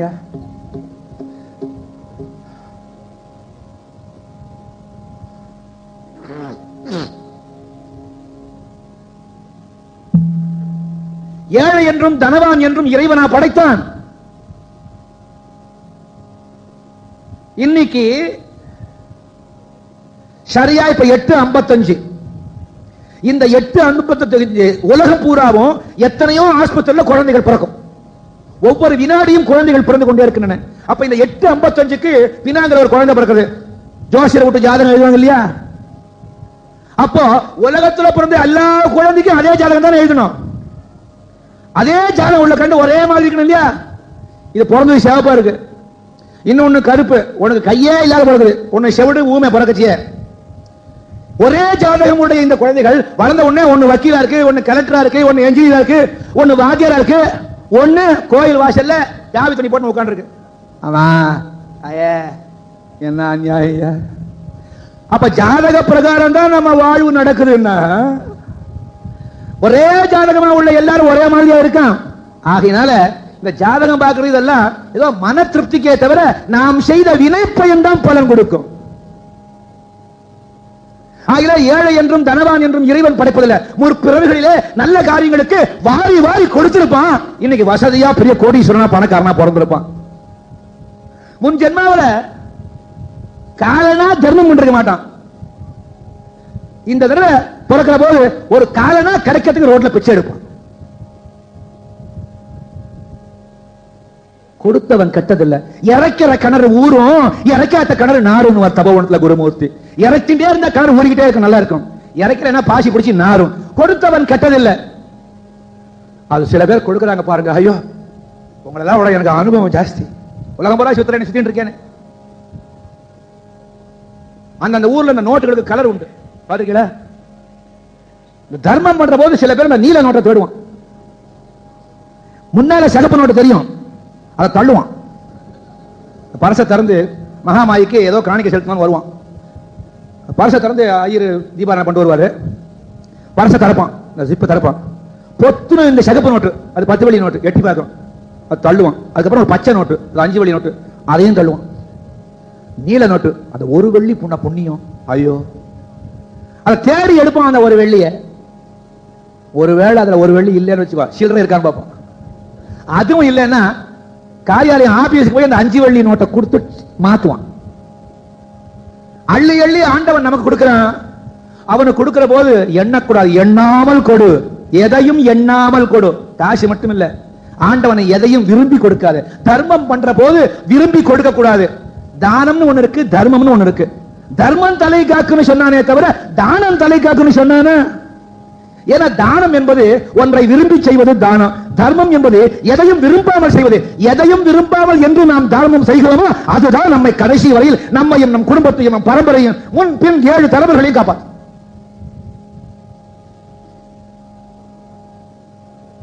ஆக இவ்வளவு கற்றிருக்கிறார்கள் மக்கள். ஆனா அவங்கள்ட்ட தெளிவு இல்லை. எல்லாம் ஊருக்கு உபதேசம், இவனுக்கு கிடையாது. ஈஸியர் செட் than done என்பான் ஆங்கிலத்தில். சொல்லுவது சுலபையா, செய்வது கடினம். ஆக கற்றும் தெளியார். அம்மா எத்தனையோ கற்றிருக்கிறார்கள் அறிவார்கள், ஆனா அவங்களுக்கு தெளிவு இல்லை. காடே கதியாய் கண்மூடி நெடுங்கனவான தவம் பெற்றும் தெரியார். உலக பாசமே வேண்டாம், பந்த பாசங்களே வேண்டாம் என்று அனைத்தையும் உதறிவிட்டு காட்டிலே போய் உட்கார்ந்து கொண்டு கண்மூடி தவமையிட்டுகிறார்களே தவசிகள், அவர்களாவது உன்னை அறிந்து கொண்டிருக்கிறார்களா? காடே கதியாய் கண்மூடி நெடுங்கனவான தவம் பெற்றும் தெரியார். நிலை எண்ணில் இவர்கள் நிலையே இப்படி இருக்குன்னா அவம் பெருகும் பிழையேன் பேச தகுமோ? மலை சைஸ்ல பாவம் பண்ணியிருக்கேன், கொஞ்சமா நஞ்சமா. நான் எவ்வளவு சோறு தின்றிருக்கேனோ அதை விட கோடி மடங்கு பாவம் பண்றேன். நான் யோசனை பண்ணி பாருங்க. நீங்க சின்ன வயசுல சோறு திங்க ஆரம்பிச்ச போது பாருங்க, ஒரு தட்டு சோறு வயசாக தினம் அந்த சோத்தை அப்படியே கணக்கு பண்ணுவாங்க. ஒரு நாளைக்கு அப்பெல்லாம் 4 வேளை. அப்பப்போ அம்மாவுக்கு தெரியாம டப்பாவை திருடி திங்கிறது வேற, அப்புறம் ஹோட்டல்ல போய் திங்கிறது, கடையில போய் திங்கிறது, வீட்டுக்கான தின்னதெல்லாம் சேர்த்து வைங்க. மலேசியாவில் இடம் இருக்காது, அவ்வளவு தின்னு இருக்கும். ஏதாவது பயனுண்டா? என்னங்க நான் நல்லா தானே இருக்கேன், எதுக்கே கொண்டு வைக்கிறதுக்கா? கடைசியில் இவ்வளவு தின்னுபிட்டு என்னடா ஆச்சுன்னா கொண்டு வச்சிருவான். ஏதாவது கூட வருமா? யாரையா கூப்பிட்டு பாருங்களேன், என்னங்க நாளைக்கு நான் போறாங்க இருக்க வரையல ஒண்ணு வேணாம். பரமேஸ்வரன் இப்ப தரிசனம் கொடுக்கணும். சத்தியமா சொல்றேன். திடீர்னு இப்போ பார்வதி பரமேஸ்வரன் அப்படியே இந்த துவஜஸ்தம்பத்துக்கு மேல உள்ள அந்த மணி எல்லாம் விளக்கிட்டு எல்லாரும் பாருங்க, ஆசை பாக்குறாங்க. ஒரு சபலம் ஆசை ஆற விட்டது. அங்கிருந்து இறங்கினார். பார்த்தார், ஆஹா, butter worth, this place worth as a butter. அது என்னடா $1 million வொர்த், இங்க பட்டர் வொர்த், வெண்ணெய் அளவு. ஏன்னா ஆண்டவனுடைய ஹிருதயம் அப்படி வெண்ணெய் மாதிரி இருக்கும். Butter worth. இறங்கினவன். இத்தனை பேரும் நம்முடைய பக்தர்களா? ஆஹா, இப்புவியிலே இந்த ஆலயத்திலே இவ்வளவு பக்தர்கள் நமக்கு இருக்கிறார்களா என்று பார்த்து, இப்பொழுது என்னுடன் கைலாயத்திற்கு எத்தனை பேர் வருகிறீர்கள் கேட்கட்டும். அவன் உங்களோட சேர்ந்து நானும் வெளில வந்துருவேன். அதுல ஒருத்தன் புத்திசாலி, கற்றும் தெளியார் கற்றவன் போவான். பரமேஸ்வரா, நீயே இங்கு வந்த பிறகு திருக்கைலாயம் என்று ஒன்று உண்டோ, எங்களுடன் நீ இருந்து விடு அப்படின்னு சொல்லிட்டு அவனை ஒரு ரூமுக்குள்ள அடைச்சு எல்லா பேப்பர்லயும் அட்வர்டைஸ்மென்ட் டிக்கெட் வச்சு, பரமேஸ்வரன் ஒரிஜினல் பரமேஸ்வரன், டிக்கெட் 100 வெள்ளி, கோவிந்தாவன். ஆக ஈஸியர் செட் அண்ட் டன். சொல்லுவது சுலபம், செய்வது கடினம். என்னங்க வாழ்க்கை வெறுத்து போச்சுங்க, முடியலைங்க. ஆச்சு, நாளைக்கே நான் வாய முட தயார். கைலாசமா வைகுண்டமா எங்கயோ போறங்க அப்படி சொல்லுவான் விரக்தியில. பொத்துன்னு வலிக்குவீங்க, சொன்ன உடனே வலிக்கும். பேசாம இருக்கணும் இல்லையா? என்ன போறதுக்கு வழி? டாக்டருக்கு போன் பண்ற, இதான் போறேன், நீ பேசாம போறேன்னு பேசாம இருக்கலாம்ல. டாக்டருக்கு போன் எல்லாம் சொல்றதோட சரி. ஆக கற்றும் தெளியார் காடே கரியாய் கண்மூடி நெடுங்கனகவானதவம் பெற்றும் தெரியார். அம்மா நிலையெண்ணில் அவம் பெருகும் புழையன். கொஞ்சம் நஞ்சம் தப்பு பண்ணிருக்கேன் நானா? என் தப்ப தூக்கி போட்டா உலகத்துல இடம் இல்லை. எத்தனை பேரை பத்தி கோல் மூட்டி இருக்கேன், எத்தனை பேர் மனம் புண்படும்படியாக பேசியிருக்கு, எவ்வளவு பொய் சொல்லி இருக்கு, எவ்வளவு ஜீவன்களை கொண்டிருக்கு. வாயிலே சிவம், வயிற்றிலே அசைவம்.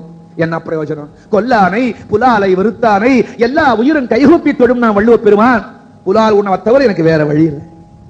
எத்தனை உயிர்களை கொல்லுவதற்கு நான் காரணமாக இருக்கேன். எவ்வளவு பாபம், இவ்வளவு பாபம் இருக்கேன். அம்மா, உன்னை நான் அறிந்து கொள்ள முடியுமோ என்று நம்முடைய சார்பிலே முருகப் பெருமான் கேட்கிறார். மூலக்கனலே சரணம் சரணம், முடியா முதலே சரணம் சரணம், கோலக்கிளையே சரணம் சரணம், குன்றாத ஒளிக்குவையே சரணம், நீல திருமேனியிலாய் நினைவாய் நினைவற்று எளியேன் நின்றேன், அருள்வாய் வாழை குமரி வருவாய். மூலக்கனல் சுவாமி அவனை பார்த்து, மூலம் என்றால் துவக்கமானது, ஆதீர் அர்த்தம். ஆதீர் வந்த பாடலுக்கு அந்தம் கிடையாது, முடிவு கிடையாது. எல்லோருக்கும் மூல காரணமாக உடையவளே கனல், சூடுன்னு அர்த்தம் இல்ல, ஜோதி அர்த்தம். ஆதியான ஜோதியானவளே, வெளிச்சம் அதுதான் வெளிச்சம். ஒரு மின்னல் அடிச்சா நம்மளால பார்க்க முடியல, இம்மின்னலையும் காட்ட ஒளி புரிந்தவள். அவளை பார்க்கணும்னா அதற்கு தகுந்த பக்குவத்தையும் கண்ணினையும் பெற வேண்டும்.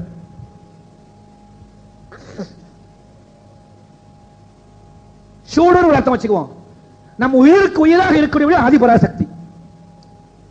நாளைக்கு ஏதாவது ஆகி போச்சு, அப்பா புகுந்துட்டாரு கீழே, டாக்டர் வந்தான், டாக்டர் சார் நல்லா இருந்தாருங்க, இப்பதான் காபி சாப்பிட்டாரு, வெளில வந்தார், பொத்துன்னு விழுந்துட்டாருங்க. உடனே டாக்டர் என்ன பண்ணுவார்? அப்படிலாம் பார்த்து செய்வார். உடனே கையை தொட்டு பார்ப்பார், சுடுதான்னு பார்ப்பார், சூடு இருக்கான்னு பார்ப்பார். அதாவது அம்பாள் உள்ள இருக்காளா இல்லையா, இல்ல கிளம்பிட்டாளா. சூடு இருந்தா அம்பாள் இருக்கான்னு அர்த்தம். அம்மா இருந்தா அப்பா இல்லாம இருக்க மாட்டாவோ. சிவனும் சக்தியும் பிரிந்தது கிடையாது. சிவன் யாரு? அவன் ஹிருதயத்தில் இருக்கான், அங்க டான்ஸ் பண்றான்.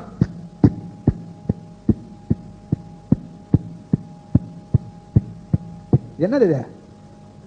ஹிருதயம் துடிக்குதான், அதை நிறுத்த பார்க்கலாம். நம்மால அதை நிறுத்த முடியுமா? தூசி பறக்கிற போது கண்ணு தானா மூடுது, நீயாவா மூடுற? மூக்கு சுவாசிக்குது, நீயா சுவாசிக்கிற? மூக்கு அதுவா சுவாசிக்குது, கண்ணு அதுவா மூடுது, ஹிருதயம் அதுவா துடிக்குது. ஒரு நாளைக்கு அதுவா நின்னதுன்னா உங்க கதி என்ன? கேட்க வேண்டாம்னா காதை அடைச்சிக்கலாம், சுவாசிக்க வேண்டாம் மூக்க அடைச்சு பாரு.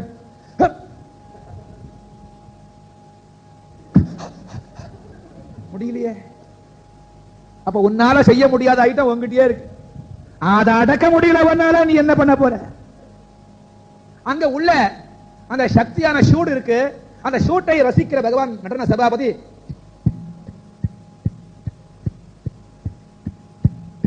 போல தாளம் தப்பாம ஆடுறான் நடராஜா. அவன் தாளம் தப்பாம ஆடுற வரையில் தான் நீ இருப்ப. மெல்ல அம்மா என்ன பண்ணுவோம், பராசக்தி என்னங்க உள்ளுக்குள்ள மதியத்துக்குள்ள நான் ஒன்னா கொஞ்சம் வெளியில போயிட்டு வரணும் அப்படின்னு கிளம்புவோம். உடனே வாண்டாம் வாண்டாம்,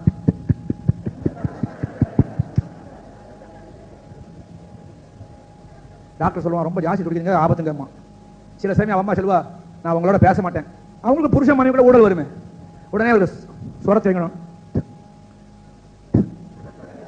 ஸ்லோவா போனாலும் நீ கோவிந்தா, ஃபாஸ்டா போனாலும் நீ அந்த தாளம் பேசாம இருந்தா தான் நீ இருப்ப. இதைத்தான் மூல கனலே சரணம் சரணம் முடியா முதலே அழிவில்லாத முதலுடையவளே நீதான் அந்த முதல்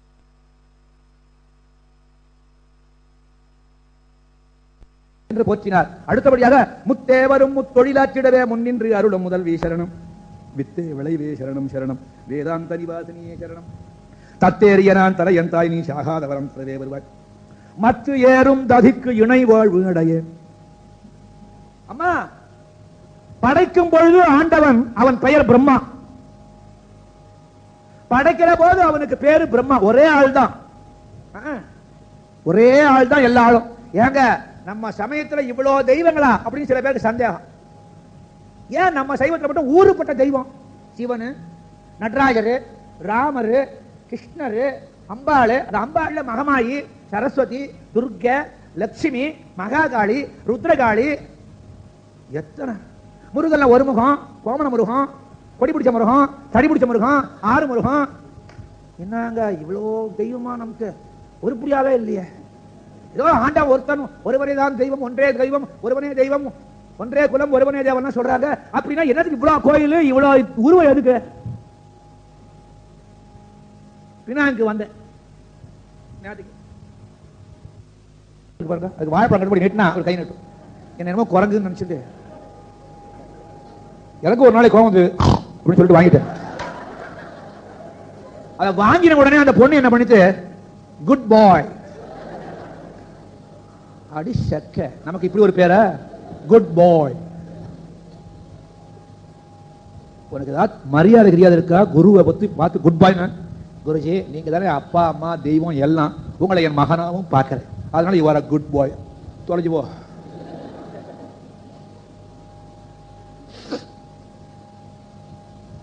வர்ற வழியில ஒரு ஹோட்டல் சைவ உணவகம் அப்படின்னு போட்டிருந்தது. உள்ள நுழைஞ்ச உடனே இப்ப நான் தங்கி இருக்கிற வீட்டில் உள்ளவனுக்கு சந்தேகம், என்ன குருஜி வந்ததுல இருந்து நம்ம வீட்டுல தான் இருக்காரு, இவர் எப்ப ஹோட்டலுக்கு போனார்? நான் தான் சொல்லுகிறேன் சம்பவங்களும் பெயர்களும் கற்பனையேன்னு. போனா அங்க ஒரு 3 பேர் உட்கார்ந்துருந்தான். நான் சாமியாரா அந்த ஹோட்டல்காரன் தான் ஏதோ தர்மம், இது அப்புறம் கவனிக்காம விட்டான், காசு இது பேராது. பேண்ட் கோட்டோட 3 பேர் வந்தான். என்னங்க வேணும்? ஏங்க சூடா என்ன இருக்கு? இட்லி இருக்கு, தோசை இருக்கு, போண்டா இருக்கு. எனக்கு ஒரு தோசை கொடுங்க, எனக்கு போண்டா கொடுங்க, எனக்கு இட்லி கொடுங்க.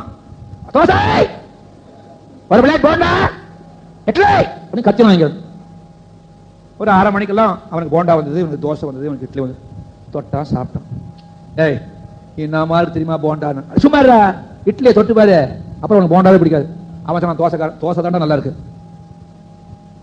கடைக்காரர் பார்த்தா 3 பேர் என் கூட வாங்கன்னு கிச்சன் காய்ச்சி போறேன். அங்க ஒரு சட்டியில மாவு இருக்கு, இந்த இட்லி பானை இருக்கு, கிண்ணம் கிண்ணமா 7 கிண்ணம். இந்த மாவை தூக்கி இந்த சட்டியில இருந்து மாவை எடுத்து இந்த இட்லி பானையில விட்டார், மூடினார். 10 நிமிஷம் எடுத்து விட்டா இட்லி இட்லி. ஏங்க தோசை எப்படி பண்றீங்க? இரு ஒரு கல்ல போட்டார், அதே கச்சிட்டில அதே மாவு எடுத்தார், வேற கச்சிட்டியே இல்லை. அதில் போட்டார், ஷைன்னு சத்தம், ஷை ஒரு தடவை. அதை திருப்பி போட்டார், இன்னொரு தடவை ஷை. ஹிந்தியில ஏக்குன்னா 1, தோனா 2, அது 2 தடவை ஷை வரதுனால அதுக்கு தோசை. ஏங்க போண்டா எப்படியே இருங்க. அதே கச்சிட்டிலிருந்து மாவு எடுத்து அப்படியே மொத்தமா எண்ணெயில விட்டார். அது புசு புசு புசு புசுன்னு மலாக்கா எருமை மாதிரி அப்படி வந்து நிக்குது மேல. ஏங்க போண்டாவா? ஏங்க போண்டாவுக்கும் இதே மாவு, இட்லிக்கும் இதே மாவு, தோசைக்கும் இதே மாவு தானே? ஆமாங்க. இது மூணுத்துக்கும் மூல பொருள் உளுத்த மாவு, அரிசி மாவு. உளுந்து அரிசி முக்கியம், இதுதான் மெயின் மூணுக்கும். அது உருவம் மாறுற போது பேர் மாறுதுங்க, மூல பொருள் ஒண்ணுதாங்க. அதுபோல முருகனாக வழிபட்டாலும், ராமனாக வழிபட்டாலும், கிருஷ்ணனாக வழிபட்டாலும், எதுவாக வழிபட்டாலும் மூல பிரம்மம் ஒண்ணுதான். நாம கொடுக்கிற உருவத்துக்கு தகுந்த மாதிரி பேர் மாறுது. பொருள் ஒன்றுதான். அந்த பொருள் சாதாரண பொருள் அல்ல, பரம்பொருள். இதையே ஆங்கிலத்தில் காட் என்பார்கள். ஒரே ஒரு காடு தான்.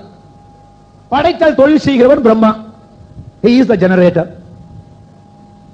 காத்தல் தொழில் செய்கின்றவன் Vishnu, he is the operator. அழித்தல் தொழில் செய்கிறவன் Sivan, he is the destroyer. அப்போ ஜெனரேட்டர், ஆபரேட்டர், டெஸ்ட்ராயர். ஜெனரேட்டருக்கு ஜி, ஆபரேட்டருக்கு ஓ, டெஸ்ட்ராயருக்கு டி, GOD. இதான் கடவுள். புரியலன்னா இதே வார்த்தையை உங்ககிட்டயே திருப்பி போட்டுக்கோ, அதான் நீ. இன்னும் புரியலன்னா ஆக கடவுள் ஒருவரே. நம்ம சமயத்தில் ஏகப்பட்ட கடவுள்னு அனாவசியமா ஏமாற வேண்டாம். கடவுள் ஒருவர் தான். நமக்கு சில பேருக்கு இட்லி பிடிக்கும், சில பேருக்கு தோசை பிடிக்கும், சில பேருக்கு போண்டா பிடிக்கும். அது போல சில பேருக்கு முருகனை பிடிக்கும், சில பேருக்கு சிவனை பிடிக்கும், சில பேருக்கு நாராயணனை பிடிக்கும், சில பேருக்கு அம்பாளை பிடிக்கும். யாரை பிடித்தாலும் பிடிக்கின்ற பரம்பொருள் ஒன்றுதான். அப்படி முத்தேவரும் பிரம்மா விஷ்ணு மகேஸ்வரனாக அந்த பிரம்மம் வேலை செய்யற போது அங்கே தாயே நீ பிரம்ம சக்தியாக, நீ விஷ்ணு சக்தியாக, நீ சிவசக்தியாக அவர்களுக்கு உதவி புரிகிறாய். அம்மா உங்ககிட்ட ஒரு கடைசியில ஒரு பிரார்த்தனை என்ன தெரியுமா? தத்தேறிய நான் தனையன் தாய் நீ சாகாத அவரம் தரவே வருவாய். அம்மா தத்தேறிய நான் தனையன், ஒண்ணுக்குமே உதவாக்கரடினா இருந்தாலும் என் மீதும் நீ கருணை செய்யறதுக்கு காரணம் நீ என்னுடைய தாய். ஆதிசங்கரர் சொன்னார், குப்புத்ரோ ஜாயத கோச்சித் அபி குமாதான பவதி. பிள்ளைகள் கெட்ட பிள்ளைகளா இருக்கலாம், ஆனா அந்த பிள்ளைகளை பெற்ற தாய் அந்த பிள்ளைகளுக்கு கெட்டவளா இருக்க மாட்டான். இவன் திருடி இருப்பான், போலீஸ்காரன் பிடிச்சு ஜெயில போட்டுருவான். பக்கத்து வீட்டு அம்மாவுக்கு தூக்கம் வராது. சாப்பிட்ட உடனே அவளுக்கு யாருக்கிட்டையாவது எதையாவது பேசினாதான் நிம்மதி. ஏங்க உங்க மூணாவது பிள்ளைய ஜெயிலுக்கு இட்டுக்கிட்டு விட்டாலாமே. அதுக்கு இந்த அம்மா என்ன பண்றது? அவன் திருட ஜெயிலுக்கு ஆட்சி போயிட்டான் அப்படின்னு சொல்லுவாங்க. என் பிள்ளை நல்லதான் இருந்தான், உங்க வீட்டு பிள்ளையோட சேர்ந்து கட்டுக்கிட்டான். தன் பிள்ளை கெட்டவன் என்று எந்த தாயும் ஒத்துக்கொள்ள மாட்டான். அது போல தாயை பார்த்து முருகப்பெருமான் நம்முடைய சார்பில் சொல்றான், அம்மா அழுக்கேறியவன் நான், பாவம் செய்தவன் நான், இருந்தாலும் எனக்கும் நீ அருள் செய்கின்ற காரணம் என்னுடைய தாயல்லவோ நீ. போஜ மகாராஜா என்ற ஒரு மகாராஜா சுமார் 1700 ஆண்டுகளுக்கு முன்னால் அவன் சபையில பெரிய வித்வான் காளிதாசன் படுமுட்டாளா இருந்து அம்பாள் அவனுடைய நாக்கிலே தன் சூலத்தினாலே பிரணவத்தை எழுதினாள். அன்று முதல் அவன் மகா கவியாக மாறினான். அவன் தான் முதற்பதிகம் பாடுகிறான். வாகர்த்த விவசம் பிருத்தௌ வாகர்த்த பிரதிபத்தயே ஜகதஹ பிதரௌ வந்தே பார்வதி பரமேஸ்வரோ.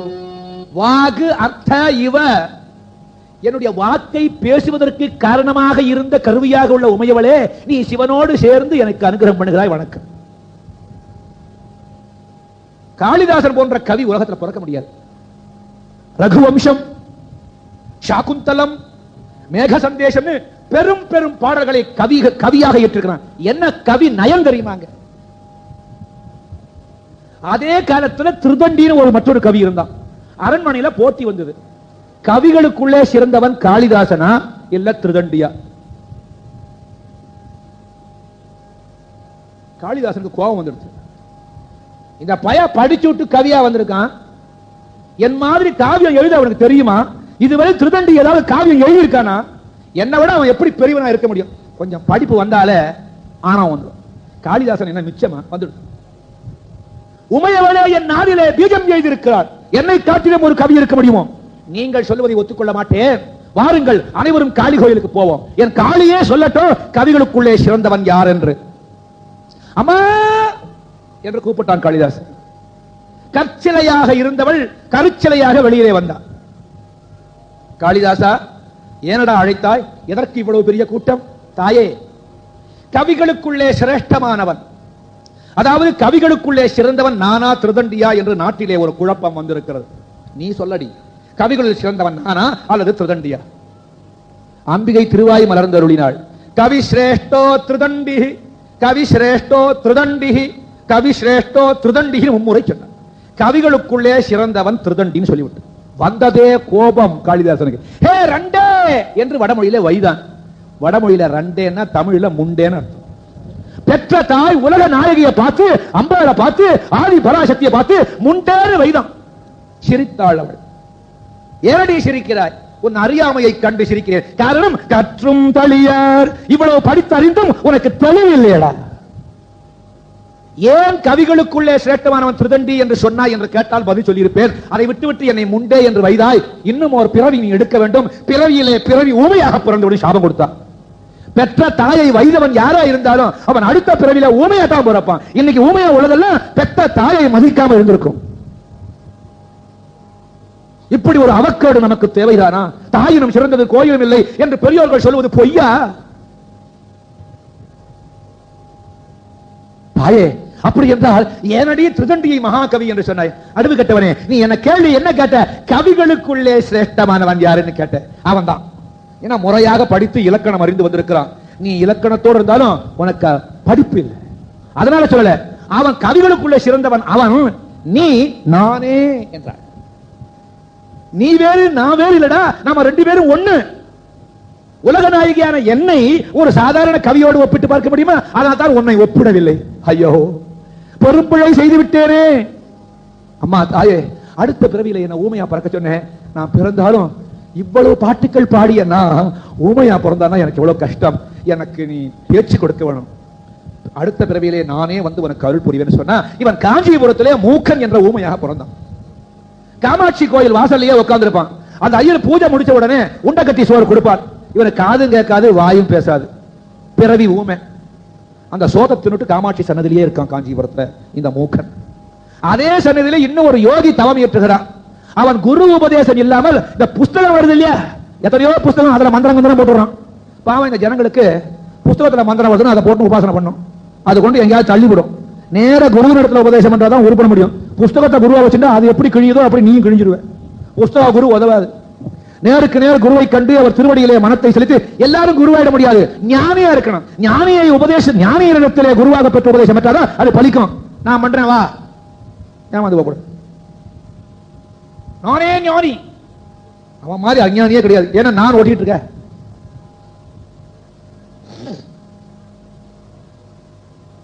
இது புத்தக குரு. இவன் தவம் இயற்றிய பொழுது அம்பாள் என்ன பண்ணா, இந்த யோகிக்கு தரிசனம் கொடுக்கணும்னு விரும்பினான். பாலா உருவம் எடுத்தாள். சுமார் 12 வயது பெண்ணுடைய உருவம் கொண்டு உடலெல்லாம் மஞ்சள் பூசி, நெத்திக்கிட்டு, காலிலே கம்மல், தலையெல்லாம் ஆபரணங்கள், தலையை வாரி பின்னி அதை தாழம்பு வச்சு கட்டி, மல்லிப்பூ சரத்தெல்லாம் தொங்க விட்டு அழகுபடுத்திக் கொண்டு, கையிலே தங்க வளையர்கள், நவரத்ன வடிகள், 10 விரலிய மோதிரம், பச்சை கலர் சொக்கா, சிகப்பு பாவாடை, ஒரு மணம் ஜெரிக, உடம்பு பூரா ஒட்டியானு, கால கொலுசு, தண்டை வெட்டி, இவ்வளவோடு அன்னையானவள் குலுங்கி குலுங்கி குலுங்கி குலுங்கி குலுங்கி ஆடிண்டே வந்தாலும் அகணித தார கணங்களின் நடுவே ஆதி பராசக்தி வருகின்றாள். அகணித தார கணங்களின் நடுவே ஆதி பராசக்தி வருகின்றாள். ஆதி பராசக்தி வருகின்றாள். ஓடி வந்தாளாம். இந்த யோகிக்கு அருள் செய்யணும். இவனோ புஸ்தக குரு, புஸ்தகத்தை படிச்சு தவம் பண்றான். அதனால விஷயம் புரியல. இவன் ஏற்கனவே இன்னொரு புஸ்தகத்துல படிச்சிருக்கான். முனிவர்கள் தவம் ஈற்றுகிற போது தேவலோகத்திலிருந்து ரம்பே, ஊர்வசி, மேனக, திலோத்தமை எல்லாம் வந்து தவத்தை கெடுப்பார்கள். அதுவும் படிச்சிடும். புஸ்தகம் படிச்சா எவ்வளவு குழப்பமா இருக்கும். நல்ல புஸ்தகங்களை படிக்கணும். அதுவும் குரு சொல்லி படிக்கணும். நாம படிச்சா விளங்காது. தப்பு தப்பா இருக்கு. என்னாச்சு? இவன் கண்ணை திறந்தான். அழகிய ஒரு பெண், 12 வயது பெண் நிற்கிறா. அழகுன்னா அழகு. அம்பிகையை காட்டிலும் அழகு உலகத்துல உண்டா? அந்த அழகை பார்த்தவனே நினைச்சா இவள் ரம்பையோ, திலோத்தமையோ, ஊர்வசையோ, மேனகையோ நினைச்சு அந்த புறம்போ என் தவத்தை கெடுக்காதே. சிரிச்சாவோ? அட அருகட்டவனே, நல்லதொரு ஞானியை குருவாக வைத்து உபதேசம் பெற்று நீ என்னை தவமையற்றிருந்தால் நான் யார் என்பதை நீ புரிந்து கொண்டிருப்பாய். கேவலம் புத்தகத்தை படித்து விட்டு என்னை விரட்டி விட்டாய். உனக்கு போய் நான் அருள் செய்ய வந்தேன் என்று தாம்பூல பூரித முகி தாடுமி குசும பிரபான்னு தாம்பூலம் தரிச்சிருந்தா, வெத்தலை பாக்கு போட்டு இருந்தாலும் அம்பாள். வாயெல்லாம் சிவப்பா இருக்கு. இவ தூணு துப்புற போது அந்த வாயில போட்ட அந்த வெத்தலை பாக்கு கரைஞ்சி வெளியே வந்து விழுது. அந்த விழுந்த இடத்துல இந்த பிறவி ஊமை மூக்கன் பூர்வ ஜென்ம காளிதாசன் தூங்கிட்டு இருக்கான். வாயை திறந்து